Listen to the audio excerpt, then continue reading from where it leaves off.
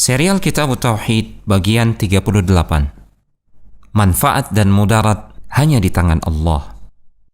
Allah Subhanahu wa ta'ala berfirman dalam surat Yunus ayat yang ke-107. Wa iyyamsaskallahu bidurrin fala kashifa lahu illa hu wa iyuridka bi khairin fala radda li fadlih yusibu bihi man yasha'u min ibadih wa huwal ghafurur rahim. Dan jika Allah menimpakan suatu bencana kepadamu, maka tidak ada yang dapat menghilangkannya kecuali hanya Dia. Dan jika Allah menghendaki kebaikan bagimu, maka tidak ada yang dapat menolak karunia-Nya.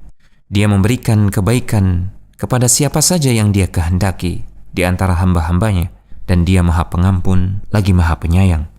Dalam ayat yang mulia ini, Allah Subhanahu wa ta'ala mengabarkan bahwa hanya Dia saja yang menguasai kerajaan, yang maha kuasa atas segala sesuatu, maha kuasa dalam memberikan karunia, maha kuasa dalam mencegah karunia bagi seseorang, dan Dia maha kuasa mendatangkan manfaat serta mendatangkan mudarat kepada siapa saja yang Dia kehendaki. Tidak ada satupun selain Dia yang berkuasa untuk itu semua.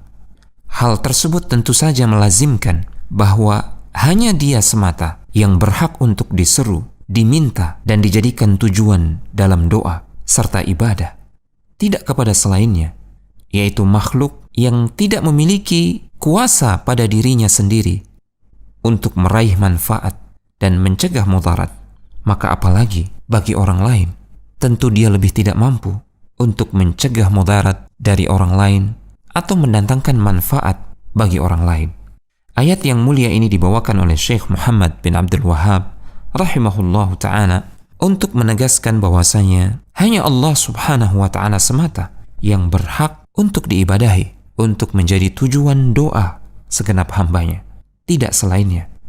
Yang demikian itu karena hanya Dia semata, Allah Subhanahu wa ta'ala, yang maha berkuasa dalam mendatangkan manfaat dan karunia serta mudarat kepada siapa yang Dia kehendaki. Dan hanya Dia yang berkuasa untuk mencegah manfaat kepada siapa yang Dia kehendaki, dan juga mudarat kepada setiap makhluk yang Dia kehendaki. Tidak ada yang memiliki kekuasaan mutlak seperti itu kecuali hanya Allah semata. Dengan demikian, hanya Dialah yang berhak untuk diibadahi, satu-satunya yang berhak untuk diseru dalam doa.